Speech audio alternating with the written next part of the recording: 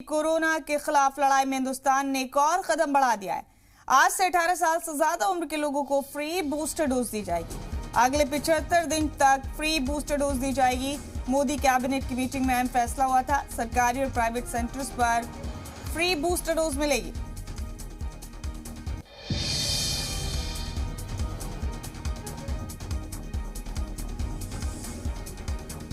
बड़ा अपडेट आपको इस वक्त का दे रहे हैं। आज से 18 साल से ज्यादा उम्र के लोगों को फ्री बूस्टर डोज दी जाएगी। अगले 75 दिन तक फ्री बूस्टर डोज दी जाएगी।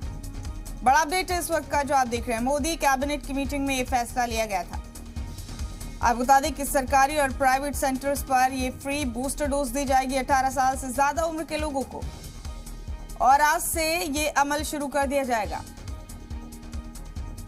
तो जाहिर है कोरोना के खिलाफ जंग में हिंदुस्तान ने एक कदम और आगे बढ़ाया है। आज से 18 साल से ज्यादा उम्र के शहरियों को फ्री बूस्टर डोज दी जाएगी। मोदी कैबिनेट की मीटिंग में फैसला लिया गया है। तमाम सरकारी और प्राइवेट सेंटर्स पर यह फ्री बूस्टर डोज दी जाएगी। बड़ा अपडेट दे रहे हैं आपको।